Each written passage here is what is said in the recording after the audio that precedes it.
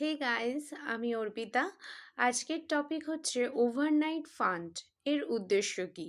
একদিনের ম্যাচুরিটি থাকা সিকিউরিটিসে বিনিয়োগ করে। রিজনেবল ইনকাম, হাই লিকুইডিটি মানে খুব কম ঝুঁকি এবং খুব দ্রুত টাকা তোলার সুবিধা। ইকুইটি ফান্ড এর উদ্দেশ্য কি? মূলত ইকুইটি ও ইকুইটি রিলেটেড ইনস্ট্রুমেন্টসে বিনিয়োগ করে। ক্যাপিটাল অ্যাপ্রিসিয়েশন, দীর্ঘমেয়াদে টাকা বাড়ানো। এখানে ঝুঁকি বেশি কিন্তু লাভের সম্ভাবনাও বেশি। হাইব্রিড ফান্ড এর উদ্দেশ্য কি? ইকুইটি প্লাস ডেট দুটোতেই বিনিয়োগ। Long term capital appreciation, regular income মানে এখানে ঝুঁকি ও লাভের মধ্যে ব্যালেন্স রাখা হয়। লং ডিউরেশন ডেট ফান্ডের উদ্দেশ্য ফিক্সড ইনকাম সিকিউরিটিসে বিনিয়োগ, স্টেডি ইনকাম, ঝুঁকি কম, আয় তুলনামূলকভাবে স্থিতিশীল। ইনভেস্টমেন্ট অবজেক্টিভ ও ইনভেস্টমেন্ট ইউনিভার্স, ইনভেস্টমেন্ট অবজেক্টিভ অনুযায়ী ফান্ড ঠিক করে সে কোথায় বিনিয়োগ করবে, এটাকেই বলে ইনভেস্টমেন্ট ইউনিভার্স।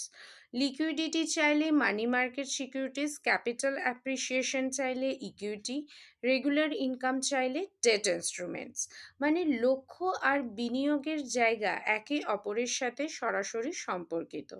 লাভ ক্ষতিকার, মিউচুয়াল ফান্ডে যে টাকা বিনিয়োগ করা হয় লাভ হলে ইউনিট হোল্ডার্স বা বিনিয়োগকারীদের, ক্ষতি হলেও বিনিয়োগকারীদের।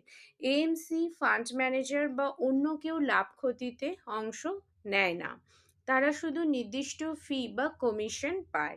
ইনভেস্টমেন্ট পলিসি কি? প্রতিটি মিউচুয়াল ফান্ড স্কিমে একটি স্পষ্ট ইনভেস্টমেন্ট অবজেক্টিভ দিয়ে শুরু হয়। এই অবজেক্টিভ অনুযায়ী ফান্ড ম্যানেজার ঠিক করেন কোন অ্যাসেট ক্লাসে বিনিয়োগ করবেন, কত শতাংশ ইকুইটি, কত শতাংশের ডেট, কতটা ঝুঁকি নেওয়া হবে। এই নিয়ম ও পরিকল্পনাকেই বলা হয় ইনভেস্টমেন্ট পলিসি।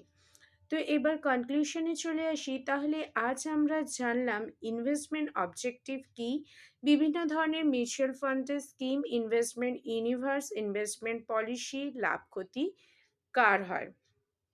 ভিডিওটি যদি ভালো লাগে তাহলে লাইক, শেয়ার ও সাবস্ক্রাইব করুন।